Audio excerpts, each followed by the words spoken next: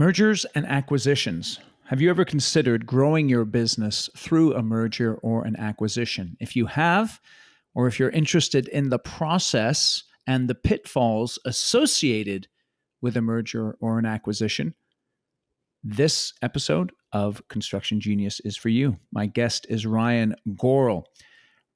Ryan is the founder of the G-Spire Group, a company focused on helping entrepreneurs, executives, and small business owners acquire companies. Ryan is an expert in the area of mergers and acquisitions from the buy side of the equation.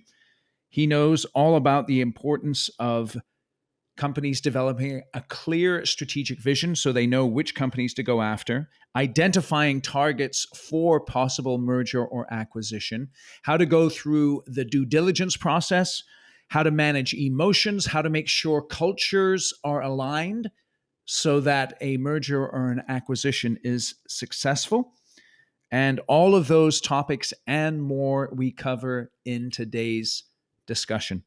So if you want a step-by-step process for how to go through a merger and an acquisition, you're in the right place. Thank you for listening to Construction Genius today. Enjoy my conversation with Ryan. Share it with other people. Give me some feedback. Is this type of episode useful to you? I know it was very informative and helpful for me, and I think you'll find it very impactful. This is Eric Anderton, and you're listening to Construction Genius, a leadership masterclass. Thomas Edison said that genius is 1% inspiration and 99% perspiration.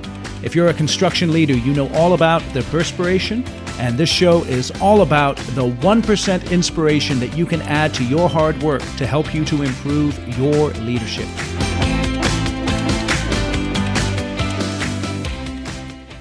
Ryan, welcome to Construction Genius. Thanks for having me, Eric. Mergers and acquisitions. It's a great topic. We're thinking about construction companies. I know you've worked with construction companies. Why is an acquisition an effective strategy for growth?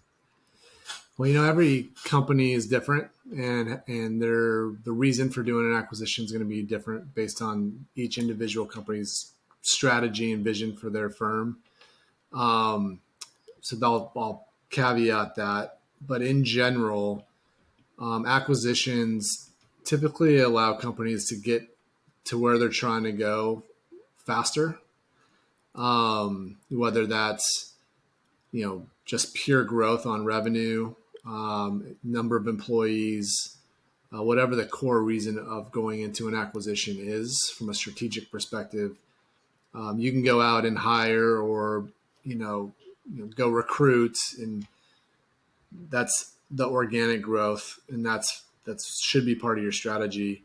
But that tends to be a little bit of a longer road versus finding a company that has similar products or services or adjacent products and services with common in the construction industry. Maybe it's labor that actually can do both skill sets. For example, you go buy that company and all of a sudden you've got 10 to 15 additional labor folks on your team, versus going out and recruiting 15. So that's one of the main advantages is just the speed in which you get to the size that you're trying to get to. Okay. So let me just pursue that for a minute. Sometimes when we think about mergers and acquisitions or M&As, we're thinking about behemoth X buying semi-behemoth Y. But the way you just described it there, Ryan, is 10 to 15 folks in the field. That's not a massive company by any means. So is a merger or an acquisition an effective strategy for smaller companies as well as larger ones? It can be. It's one of the big misconceptions of M&A. It's only for the Amazons and the billion, $1 trillion kind of companies. And they do a lot of that growth through acquisitions, but it's what comes into the news and what you're kind of aware of as a news consumer. The misconception is that mergers and acquisitions happen all the time in the lower middle market and even in the small business market. It is an effective growth strategy as long as you do it right and be thoughtful about what you're doing. I use examples to illustrate my points often. And, if you have a business that's doing 10 million in revenue, $1 million in cash flow, you've got a nice business. You're not the Amazon of the world, but you've got a beautiful business that's operating well. And to go acquire another $10 million revenue business to get to 2 million of cash flow is a great business. But you would consider that as a, small business type of acquisition. And those types of deals happen all the time. Okay, so then let's pivot back to this idea of strategy. So when I think of strategy for a construction company, it revolves around some fundamentals such as I've got to build the right projects for the right clients in the right locations. So those three fundamentals. And of course, there's tons of complexity underneath that. But if I'm going to be profitable, I've got to nail at least two of those three on a consistent basis, if not all three. So when it comes to mergers and acquisitions and the strategic perspective that a company should take, which one, if any of those three, would be more prominent in the decision to buy a company or to merge? Right client, right project, right location. Man, those are all really, I think, equally important. But to distill it down for the construction work that I've done, Yep. It isn't usually just one, Mm-hmm. and it's at least two of those. So I was involved in a project where the contractor both wanted to grow geographically, so Mm-hmm. there was a location aspect to it, but also as part of that geographic expansion, wanted to provide different product services to their customer base. Mm. So when you do an acquisition that involves providing different products and services, you are kind of also acquiring a different customer base and a diversified customer base from that acquisition. Yeah. And so you're kind of covering all of them in a way. But I think it's, again, it goes back into that strategic planning piece. Where are you trying to go and why? And where does it, which one's leading the cause? Is it geography? Yeah, that could be a piece. What I'm seeing more in today's market is definitely driven off of labor. Yes. And that labor is also being, in part combined with sometimes having to provide another product and service as part of that acquisition strategy. Uh-huh. And that's what I'm seeing a lot more of in the market today. Okay, so from the perspective of the person who's initiating the transaction or beginning to think about a transaction, in your experience, when is a merger appropriate? When is an acquisition appropriate? Or is it just kind of obvious because they're saying, hey, buy me, or I'm not interested in being bought, I'd rather be merged? Tell us a little bit about that, please. It's deal by deal specific, and kind of to try to put a silo around the difference between an acquisition and a merger. And there's a million different ways you can do it in between, but just to provide some contrast, an acquisition is typically you're buying an entire company 100%, and the seller, after some transition period, is going to go sit on a beach somewhere and they retire. And Right. and now you own the asset and you got the employees and the customers, and you've acquired that business. A merger is, in contrast, would be you try. I don't know. Everyone has a little different opinion on what a merger of equals would actually look like, if that's even possible. I mean, that's a whole other discussion point. But I was involved in a transaction where it started out to be more of an acquisition. So let's say, hey, we want to buy your company, and the existing shareholders will roll a piece of the transaction into the new into the new company as part of the transaction. So let's say that started out as we're going to buy 90% of your business, and then the 10% is going to be rolled into our business.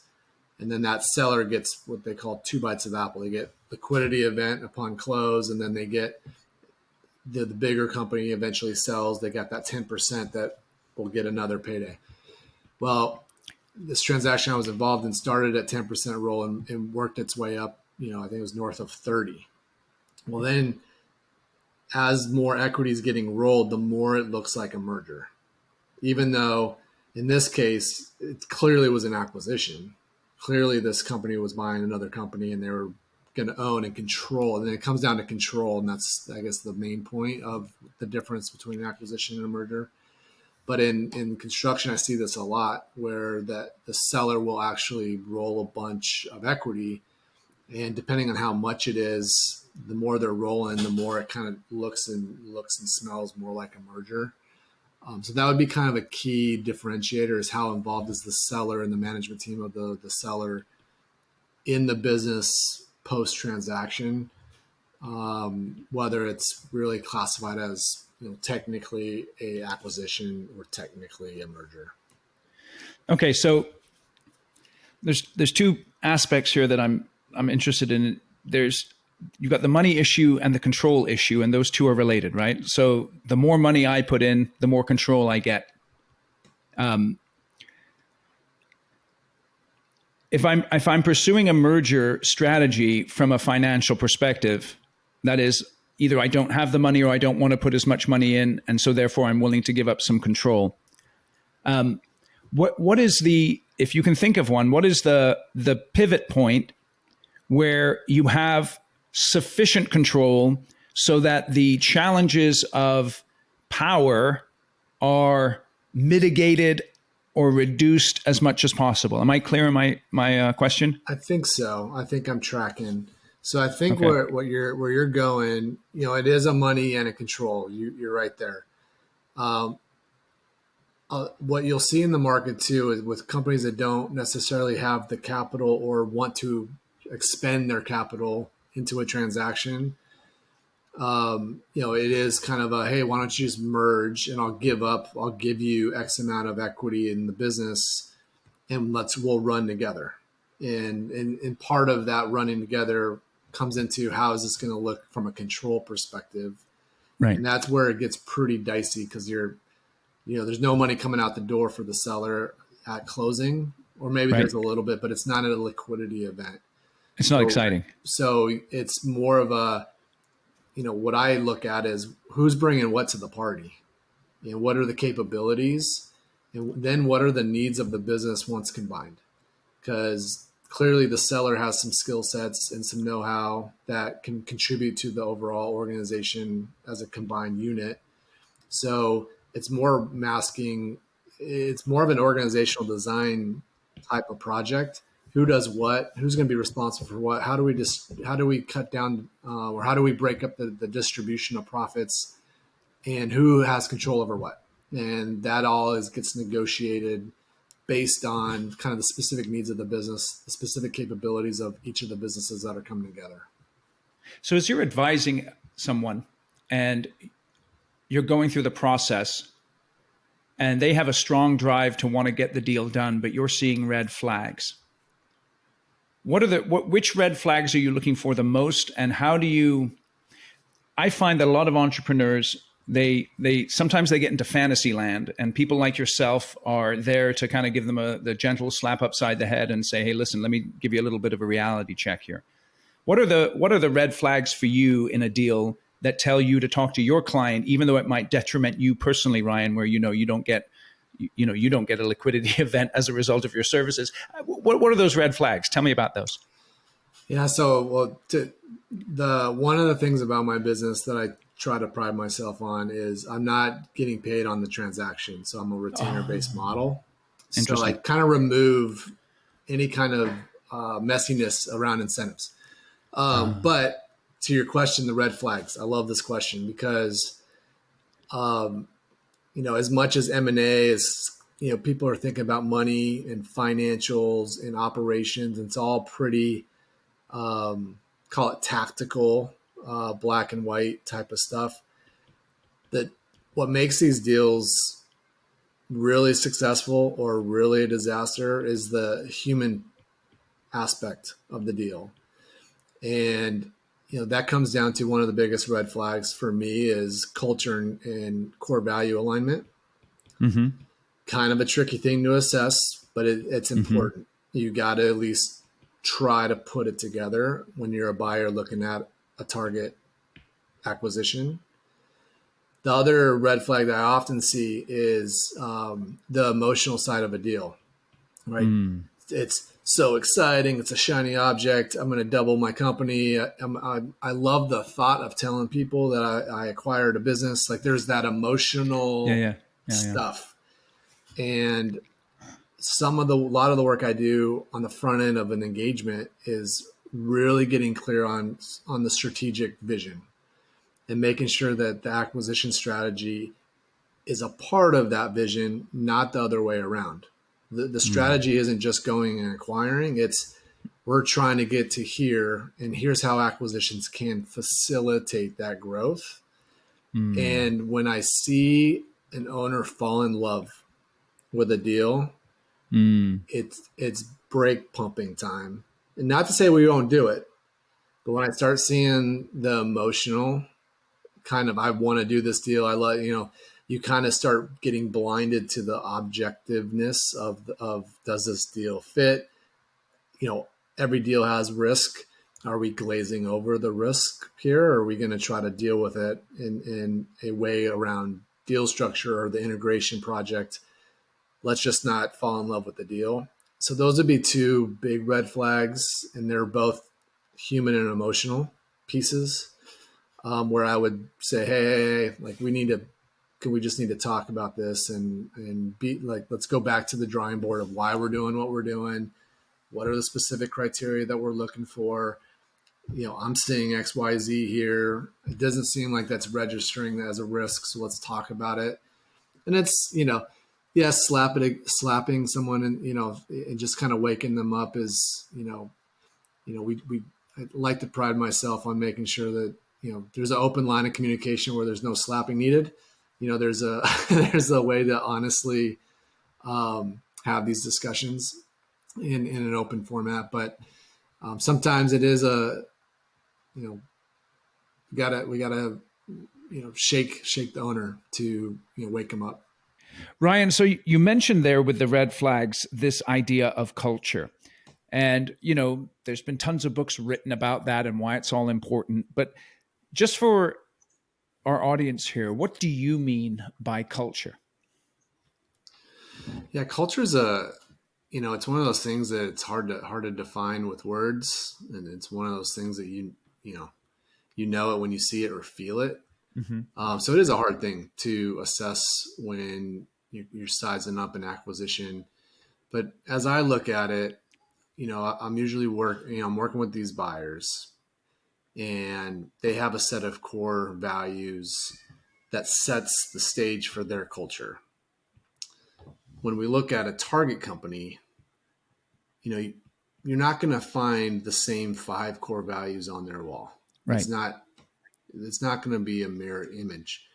What you're looking for is some similarities, because you can read those core values and there's a story of how those became to be, and which can inform the culture. That'd be kind of my first step. And then the second step is when you talk to a target company owner or a seller, there's the questions that you ask, how they respond. It's the nuances of the answers that will give you a little bit of a sense to what their culture is. It's when you start asking certain questions around employees, how they're managed, is there a bunch of overtime, how do they manage that? Usually their answers will have additional narrative that will suggest, oh, sounds like you've got some challenged employees that are leaving too early, or it sounds like you're pretty hard on these employees. I wonder how they're taking that. So Right. you kind of read through it. But the answer to the importance of culture is it has to be at least some alignment.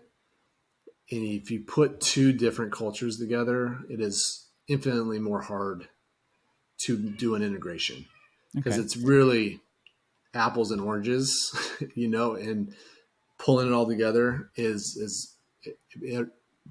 I would venture to say I'm sure there's ways to do it, it is really, really, really hard to Okay. do an integration of two companies that have drastically different cultures. Do you have an example in your experience of that culture fit from in terms of a merger and acquisition? Yeah, I've seen it a lot. One example would be, um, without naming names, an organization that is typically working with, let's just say, some bigger companies. Yeah. They're used to selling into, Fortune 100, bigger middle market, bigger companies.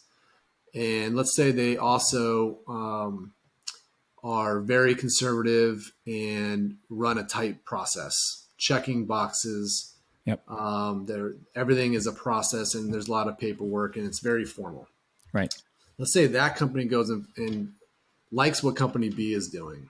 And company B, their culture is more wild, wild west. Yeah. They don't really document things. They do things with relationships. They work with smaller, fast, nimble entrepreneurial companies. Right. So that would be one example where company A buying company B, a lot of transformation would have to happen Right. to make that situation work. They're serving different clients. They're doing it in a different way. The processes are different. Not to say it couldn't work, but that would be kind of one of those drastic cultural differences that would make that integration a lot harder. Yeah, I could see the difference where you might have some companies that are more family oriented and quote unquote caring. Then you have other companies that are more competitive and more driven, where the expectations in terms of the amount of time you're spending either in the office or on the project site are completely different than one other company. 100%. That's what defines those core values and culture, and it's the type of customers that they're serving. The types of customers that the company serves also attracts a certain type of employee. Right. So all of this is very intertwined.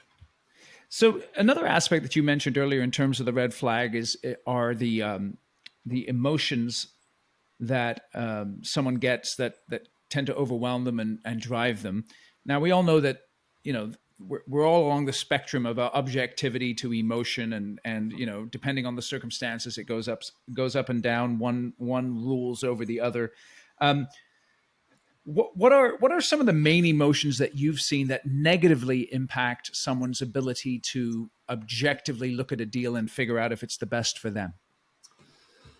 Yeah, that's a tough one, but I think in my experience, what I've seen is if there's something underlying the purpose and the why of going out and doing an acquisition, and if that underlying purpose is rooted in a place of insecurity, let's say they're my friend just bought a company and now I have to go do one, or um, you know, maybe it's fear. If I don't go do this, my company will fail because of X, Y, Z. And not to say that those are discounted, because maybe there's some reality there, but it produces an emotion. It Right. produces an emotion that puts blinders on what is being objectively looked at in a merger and acquisition.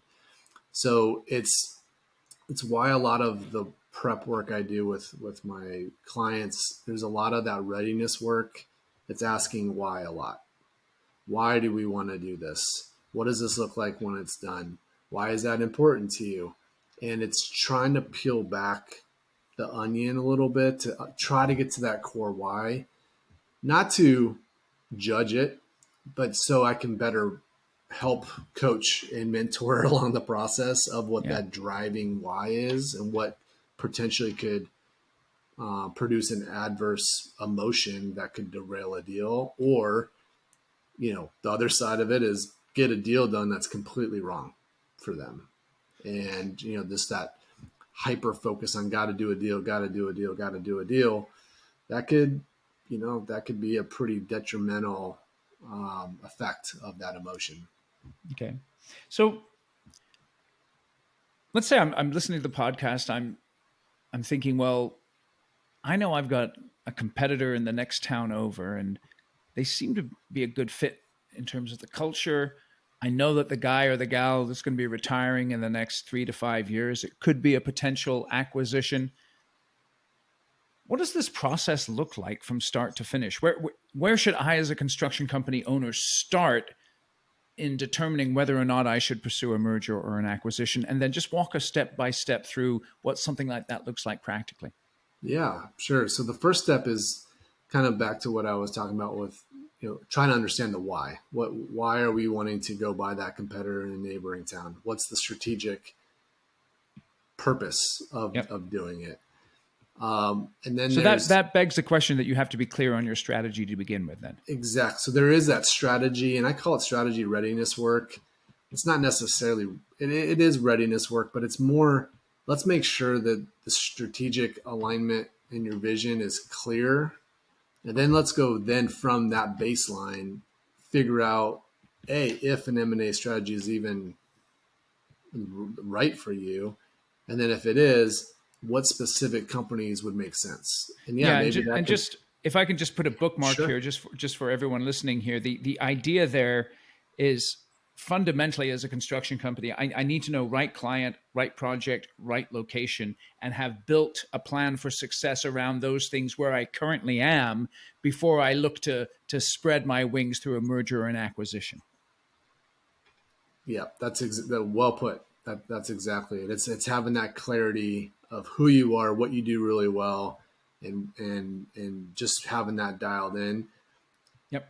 before we even say if that competitor in that neighboring town is the right fit. They may be available. There may Yep. be a relationship there, but we don't know if it's going to be a good strategic fit until we Yep. know what we're looking for. So that would be kind of step one, is that let's dial in our strategy and our vision, and then we build out the plan. What types of Excellent. companies, where are they located, what do they look and smell like, and then we build out a target list for companies to start talking to, building relationships with. Okay. All right. So that's the second step, is the target list. Yep. Okay. Tell me a little bit more about that target list. So as part of that, strategic mapping process, we'll get really clear on what types of companies we want to go after. Right. What do they look like? Where are they? To your location, what kind of customers are they serving, to the extent that we know? And then we do the research. We go out and build a list of companies that are in those geographical areas. Mm-hmm. And there's tools out there. I use a tool that can build lists that pretty efficiently, based on certain demographics, size estimates, that kind of thing. So you build that proprietary list, what I call proprietary, which is these companies are not for sale. These are companies that aren't currently listed for sale. Yep. And then the parallel process to that is, let's start. Hold on for a together. second. Hold on. So you're Sure. building a list of companies not for sale, but that could be targets. That would be a list that we would reach out to say, are you interested in a dialogue about selling? Now, why would you do it that way as opposed to just looking for companies that are for sale? There's a number of reasons. You have to go look at the companies that are for sale, because I think that's just prudent. These are companies that are ready. You should look at those companies that are for sale. You're doing both. You're looking at the ones that are for sale. You're working with the brokers and the investment bankers and the community where they're listed. And there's definitely a process there. But there's also, those are what's available. Yeah. But there's all these other companies that aren't for sale, but maybe you're thinking about it, that could be a better fit. Okay. Can I stop you there and ask a question? Yeah. In your experience, Ryan, with the deals that you've been involved in, what percentage are the ones that were already for sale, and the ones where the deal, you identified the ones that aren't for sale, but it became a deal as you went through the process? Do you have an idea of that? Oh man, that's a good question. I would say most of the deals I've worked on have been deals that have been that were ready to sell. They were with a broker or banker. Yeah. But there is a minority of those off markets, and I'd say minority, not as in like 5%, but there's a healthy amount of transactions that happen that are not on market. You Okay. know, Would you say like upwards of 20%? call it 20 to 30. Yeah, 20, call it 20, 25%, I think So would not be insignificant there. not insignificant, but not a majority either. Right. No, that's fair enough. Yeah. It's fair enough. Yeah. Do you have any clients who have like sort of a long-term perspective where they're saying, Ryan, I'd like to make a acquisition in the next year to 2 years, and then maybe another one in the next 3 to 4 years. And so, I want to cultivate these long-term relationships with people where a deal may not get done this year.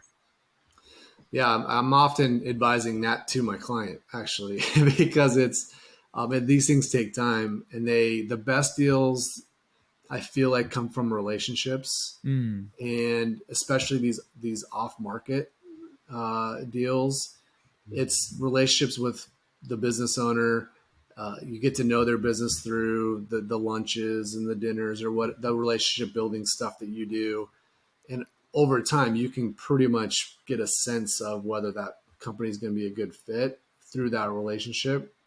And then once the relationship is bonded and that person's ready to sell, you've got the relationship. You're in point A. Do they really want to go down the marketing process? If they really know that you're going to come in and take care of their people, take care of their customers, their employees, there's already a good relationship. You've already determined there's a good match.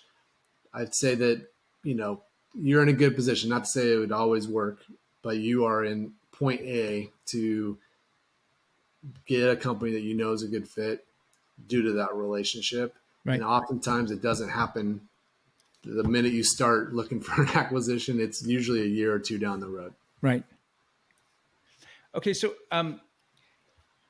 when it comes to building those relationships, then are you advising your clients to go in and contact the people and say, hey, listen, I'm interested in possible acquisitions down the road. You want to grab lunch and just get to know each other a little bit. Is that how you approach it, or is there another strategy?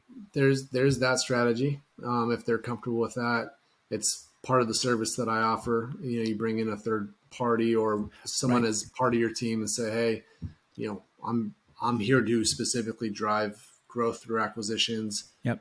I want to make sure we know each other, and let's build a relationship, and let's grab lunch and let's just start a conversation, see where it goes. Right. So for And so, your yeah, clients, are you going to that first lunch just to get to know them and kind of vet them a little bit, or are you directly in introducing the like the president of one company with the president of another? a lot of times for efficiency and for time's sake, I'm handling the first couple meetings myself, Okay.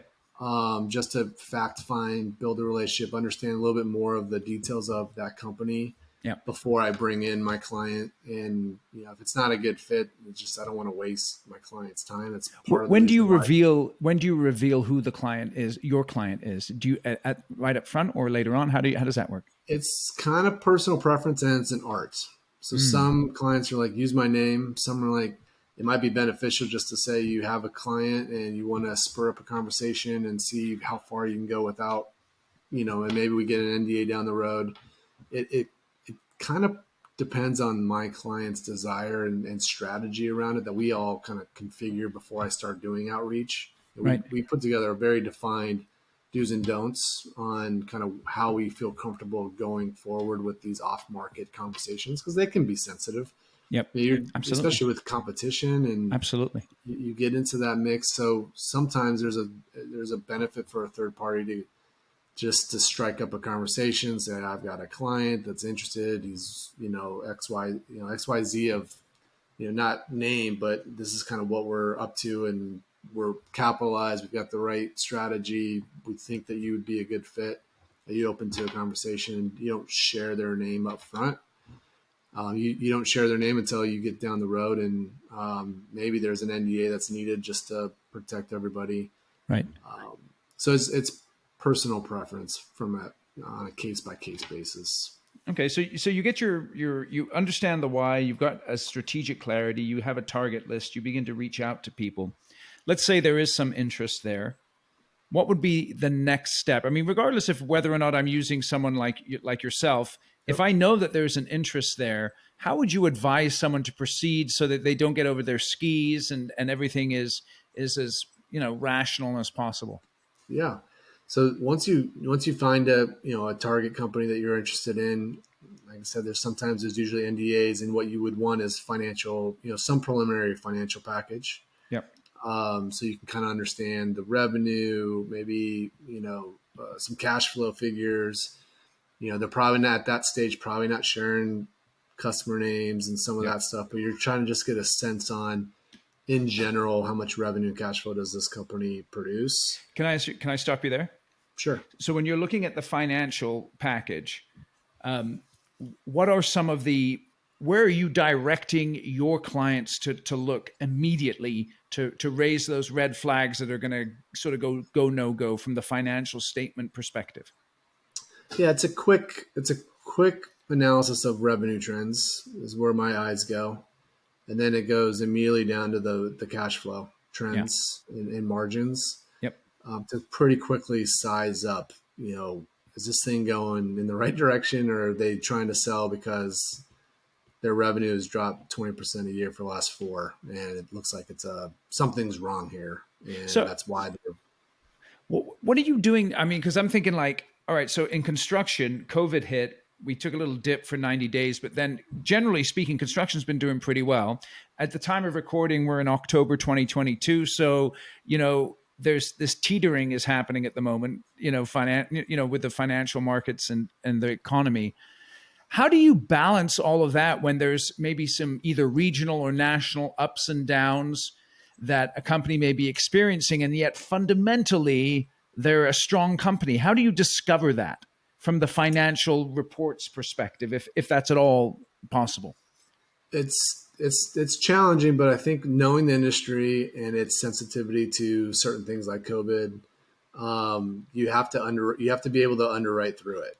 Right. Right now is a particularly challenging time to wrap your arms around the fluctuations of business. You Yeah. have you have the longest 10-year bull run, and then you have COVID, and then you got this kind of rebound out of COVID, and now we're staring at this potential recessionary environment and inflation environment.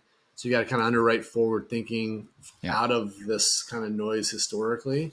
It's definitely not easy, but if you have a sense and can wrap your head around, well, clearly 2020, here's the quantifiable effects of COVID. We Right. understand that, XYZ happened and the business couldn't function for whatever 3 to 6 months. Well, then you just, you chalk it up to that was the event, and did they recover? The other flip side is some of these companies did better through COVID. So Yeah, there's they the did. reverse. It's Yep. the what is normalized going forward. Yep. That's really the art of the exercise, is figuring out what is this thing on a normal basis. And then you're throwing what's normal, what are the guardrails on normal in inflation in a recessionary environment. It's Okay. challenging, but you are mapping it out and trying to make sense of it the best you can. So I'm going to ask a dumb question here, and I think this is a relevant one. So let's say 2020, 2021, you're looking at a company and they got some PPP, and we know that from, depending on your size, that's a substantial amount of cash.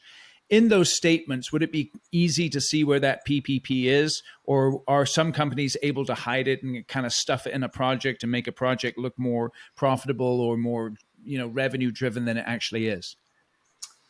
Yeah, good question. It really comes down to the quality of financials that you're getting from that target Yeah. client. Yeah. And quality of financials is a huge part of this process. Mm-hmm. Um, and there's also a little bit of, you ask the questions to the target company. Did you take PPP?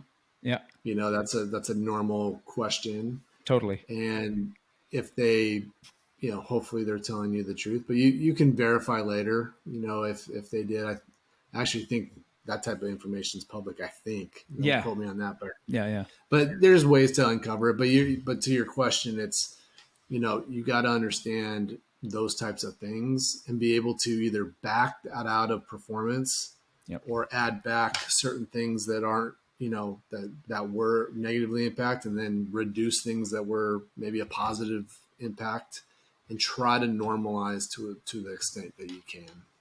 Okay, so once we've sat down, we've taken a look at the financials. Let's say there's no glaring red flags. I want to continue the process. Give us the next step, please, Ryan.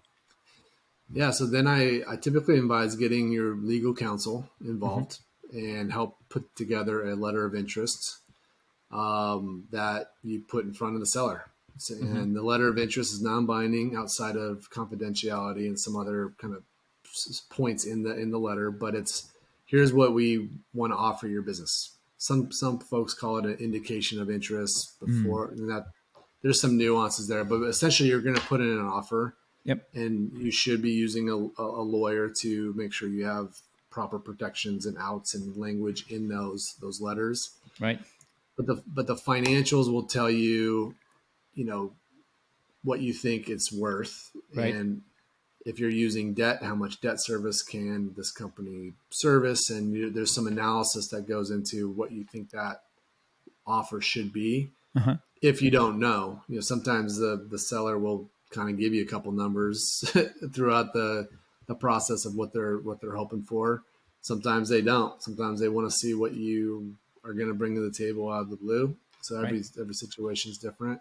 Mm-hmm. And then you put it out an offer and a structure, and you let them respond to what you're offering them, and that that kind of ends the pre part of that phase. If they don't accept it, then you're kind of moving on to the next one. If they do accept it, you kind of kick off due diligence. And that's the kind of the next step. Okay. All right. So due diligence then. Tell me the essential elements of due diligence. Yeah, it's basically trying to understand the business to the best of your ability. Every aspect: financial, operational, all the technology, their human resources, their leadership, their employee, all of it. You just want to The get your culture arms piece would go around. in there. What's that? The culture piece would go in there. Culture. Yeah, it's Yeah. it's all of that. You're basically saying, is this a business that we want to buy? Does it fit with our organization? And then what are the risks of this business that we might need to be able to, hopefully by that stage you've kind of had a sense of the business, but you're trying to flush out if there's any big deal breakers as early as you can.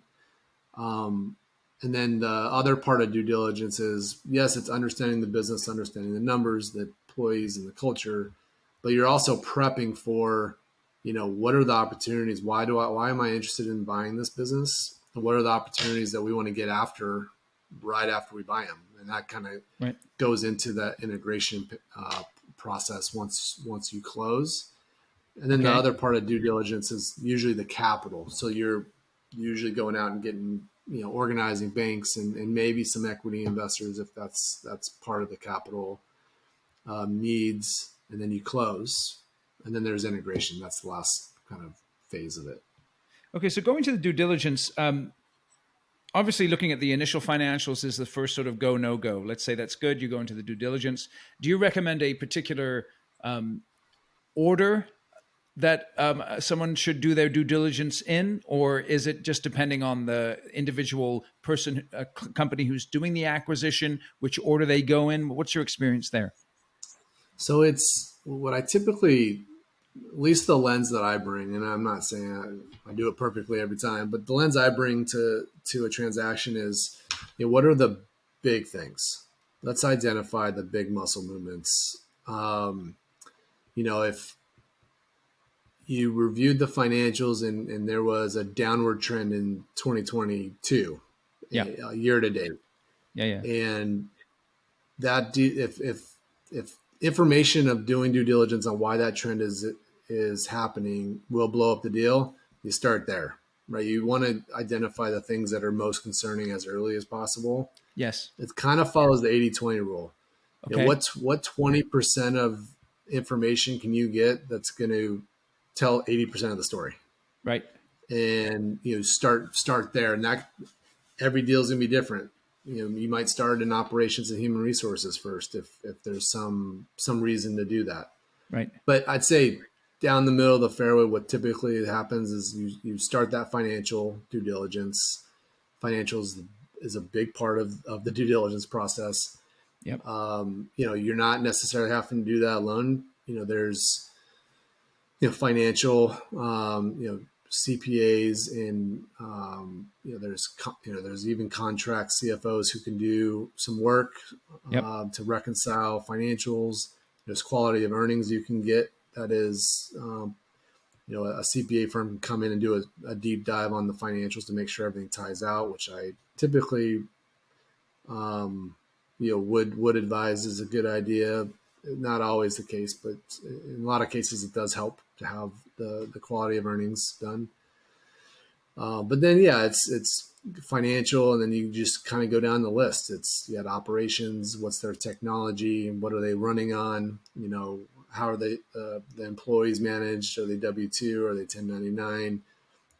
What platforms are they on? How are they getting paid? It's do you have organizational docs and employee manuals, and you're just trying to gather all this and digest it over the due diligence period, which typically is call it 120 days to Mm-hmm. it can go longer if there's hiccups, but call it 4 to 7 months on the if it's taking a while, it shouldn't take that long, but 120 to 150 days is for these smaller transactions is typically doable. And when you say smaller, what kind of dollar amount are you talking? The transactions I'm working with companies that are doing anywhere from 5 to 40 million in revenue. Okay. And those are, companies that are probably doing 500,000 up to 2 to 3 million of cash flow a year. Okay. And if you're buying a company that, is half your size, you're probably, most of my transactions are less than $10 million, transaction sizes. Yep. So those are, $1 to $3 million cash flow companies that are being acquired. Yeah. So that's typically what I'm working on. Okay. So as we're going through this, I'm thinking of the analogy of the couple, that they're always talking about getting married, but they never get married. You know what I'm saying? And one side of the family is always bugging them, when you're going to get married, when you can get married. Um, as you're working with someone in a merger and an acquisition, let's say one of your clients is really pumped about buying this company, but you can tell that the other company is just maybe stringing them on for whatever reason, or it's just not going to happen.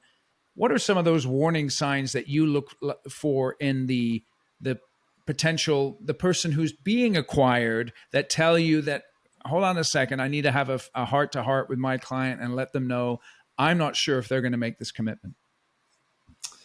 That's a really good question. And it's really hard to answer because it's, part of what I try to do is set expectations with my clients. These deals are not done until the ink dries on the Yeah. paper, and it can fall apart inning 1 or inning 9. It Yes. really can.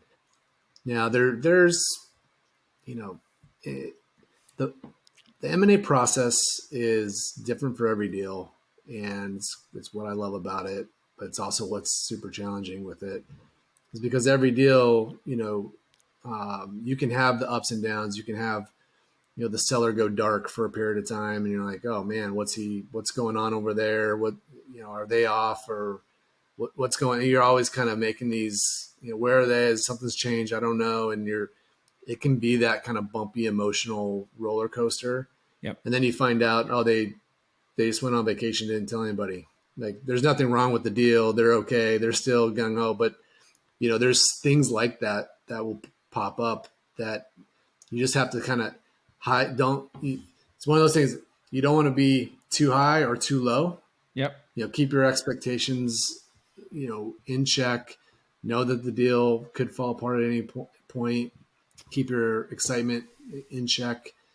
But the things on the seller, I think that, when you see someone it's changes. So if they were super responsive Yep. in getting you information on the front end, and then something changes where they are not giving you information or giving it to you super slow, or the quality has changed, it might not mean anything, but it could mean something.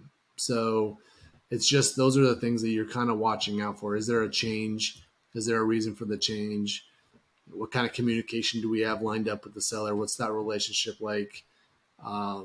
There's a lot that goes into that, the management of that process. Uh-huh. But it's, to answer your question, what I try to do is make sure my client has their expectations set up front, Yes. where they're expecting the worst but hoping for the best, and I'm there to kind of help them through that and identify when things are feeling out of whack, and doing the best we can on a case-by-case basis. Is it worth doing that kind of stuff, going after 2 deals at once as opposed to just one at a time? Yeah, it's, I'd have to say that's situational. I mean, I typically, let's just say this, I would, up until a letter of interest Yes. is accepted, yes. Okay. You're, as long as there's a fit, but to go into a letter of interest and due diligence with 2 different companies, maybe there's a situation where that makes sense, but I would typically, unless you have a huge team and you have Yes. capacity to look at all that, and the capital providers are okay with it, and you've got the capacity and the know-how, and then typically when that would happen is you've already built the M&A muscle as a core competency in your business, and Yes. you've done 10 deals before, and you're kind of like, okay, we've got our playbooks, we've got our cadence, we know what we're doing. Then maybe, Right. but if you're on your first one, definitely not. Okay. You pick one and go at it. It would probably be my recommendation on that. So it sounds then that there's an importance to having a clear funnel defined with go, no goes, so that when you're in the sort of the deal making part of the funnel, you're just doing one deal at a time, particularly like you said, as you're getting going on this kind of process. Yeah, and that's why it's so important to do the strategy work. Yes. Know exactly what you're looking for, build the funnel of those companies. So once they get down to the bottom, it's a company you really want. Now, it doesn't guarantee you're going to get it. Yep. But at least you're not spending time on something that, you haven't done that prep work on. Okay. Let me ask you about the integration. How much work do you do with your clients when it gets to the integration phase? So the deal's done. There's been an exchange of money, whatever the case is. What do you do with them there? So every company is a little different there. It comes down to their team, who's got capacity. Do they have someone that wants to run point on it? Yep. Typically where my role has been is during due diligence, all that you're gathering all this information. And then you're identifying, like that needs to be addressed in the first 30 days. Got it. So Yep. I'm building a project plan. That's the first 100 days integration plan. Uh-huh. In parallel for due diligence for my clients. So once we acquire it, here's day one. Here's all the things we need to do. Here's all the things we want to accomplish in the first 30 days, 60 days, first 100 days. It's just project management at that point, but Yes. it's someone's got to put it together. Okay. So that is naturally something I do. Who actually project manages, who's doing what by when, and is staying on top of it can be me. Right. But sometimes they have someone on their team that wants to do it. So it's situational. So tell us, just from an implementation perspective, what are some of the high level things that I should be hitting in the first 90 to 120 days as I'm integrating this new company into my company? Yeah. The first 100 days, in my opinion, are the most risky, because there's, the reputation of the company, the employees and the customers. You want to kind of come in with a plan, communicate. It's really a communication plan is a big part of it. Yeah. It's how are you communicating to your employees day one? How are you Yep. communicating to your customers day one? And then it's all the tactical stuff, bank accounts, Yep. getting switched over, making sure all the systems are, it's all that kind of stuff. But I'd say that in the first 100 days, that every deal is different, and you're trying to accomplish different things. But essentially, you're trying to take 2 different companies. Hopefully, they're not super different, and you're trying to create one platform. You want everyone on the same system, running the same process, Yes. or similar process. Customers navigate it over. It's acting as one, or at least moving in the right direction of acting and being one company as Yes. much as you can, as long as that's part of the plan. some companies want to operate separately for a period of time, which sometimes that can make sense. But what you want to do is make everybody, mostly employees, suppliers, and customers, super comfortable with who you are, how you do business, and continue to execute on your services or products if you're a product company in a way that they don't have a reason to think that the acquisition is creating a negative thing for them, their life, their business.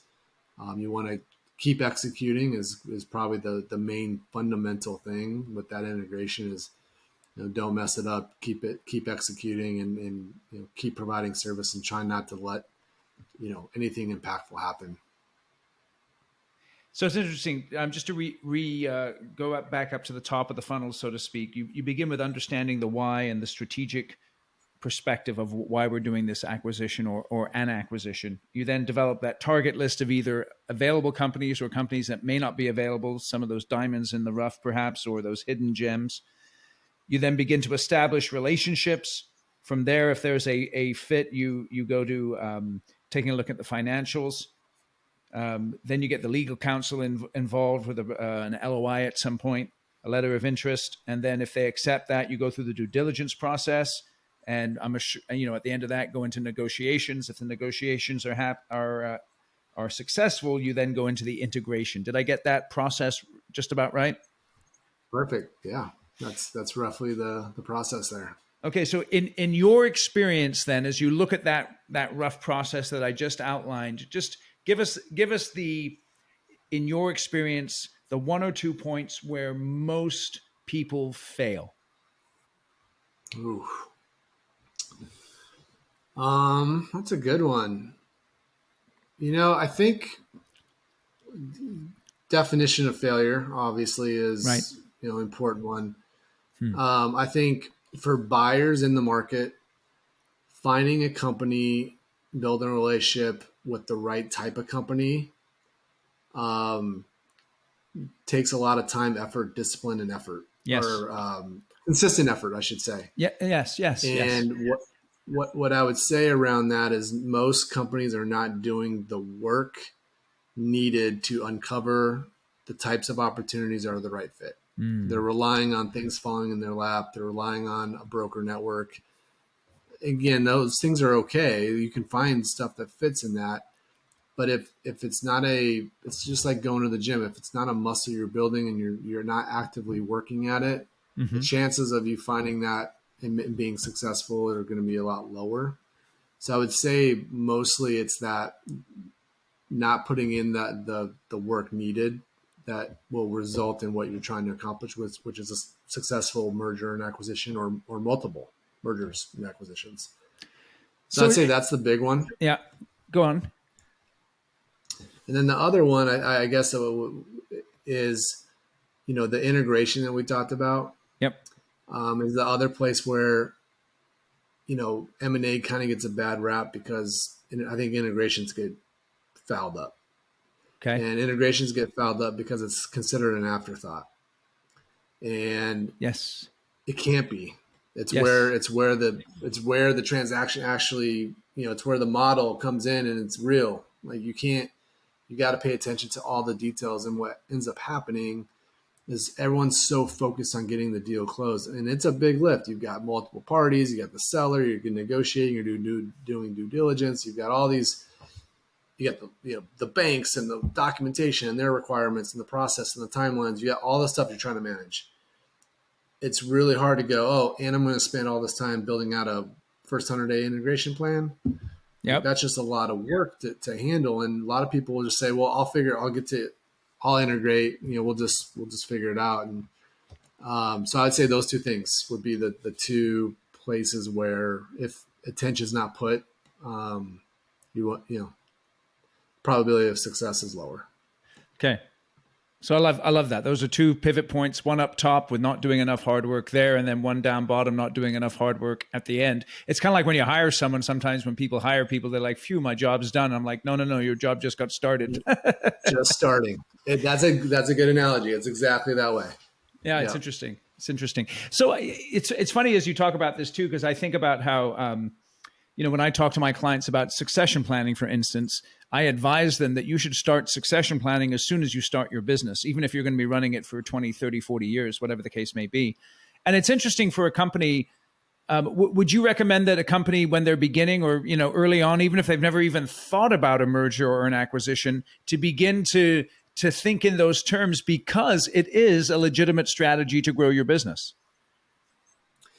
Yeah, I mean, succession planning is interesting because a lot of my clients, at least a part of the discussion is the benefits of making an acquisition, what those benefits translate into is value, the Right. value of the business, depending on the industry, what industry and whatnot. But typically, the size alone will enhance the value of the business. And if you're trying to exit in 3, 5, 7 years, of course you're going to want to try to do what you can to enhance that value. Right. So it's a natural part of the discussion. It's not right for everybody, and there's a whole host of reasons why it wouldn't be. But there's a whole host of reasons why it could be a sound strategy to grow your business. And what I often say, I'm working with a lot of these owner operators who are head Yeah. down in the weeds. Yeah. They don't have time to really work on this. A lot of the discussions I have is trying to, there's a lifestyle improvement. I think I was saying this earlier, there's a lifestyle improvement, but if you move yourself out of the day to day of the business, you're going to make the business more valuable. Right. And it doesn't necessarily mean you have to sell it. It's just you're improving the value, and you can make that decision when you get to that point. But I'm with you in the camp of, you know, I think it's smart to always be improving your business, improving the value of the business, prepping it like it might need to be sold tomorrow in a pinch, and doing the things that are necessary to kind of prep to sell it, even if you don't have any intent on selling it. I think, prepping it to sell is just a lot of times translates into just good business practices. Right on. Right on.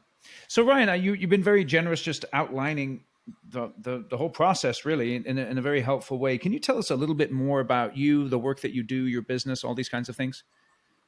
Oh, sure. Yeah. I mean, this is what I do for my clients. I come in as a, part of their management team and help grow their businesses through strategic mergers and acquisitions.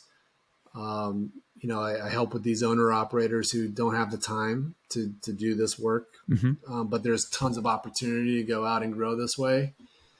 So I come in and drive this specific growth strategy on their part of their team on their behalf. So everything from helping with the strategy alignment, target list, outreach, due diligence, capital, and integration. I'm basically the head of the spear on that, on all those efforts throughout the process. And we do that as a fractional executive. So we come in and we're a monthly retained type of service. Mm-hmm. And our passion and my passion is building businesses. I love this stuff. I think there's opportunities for smaller businesses to grow this way.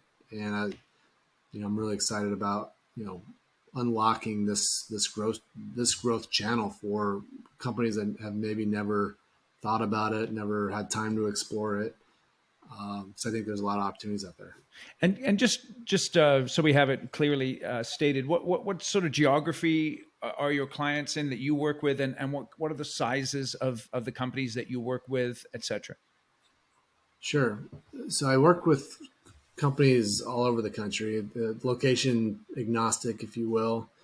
Um, a lot of the work I do can be done anywhere. And Yep. then I get on a plane for the times that it's important to be in person. So Yep. that's pretty flexible that way. Um, and then the size of the companies I'm typically working with are, revenues of 5 to 40 in revenue, Uh-huh. which translates to, 500 grand to 700 grand of cash flow, up to 2 million in Yep. cash flow is kind of the sweet spot of companies that, typically are owner operator, have great businesses, lots of great opportunities for growth, but maybe stretched a little thin at the leadership level. And,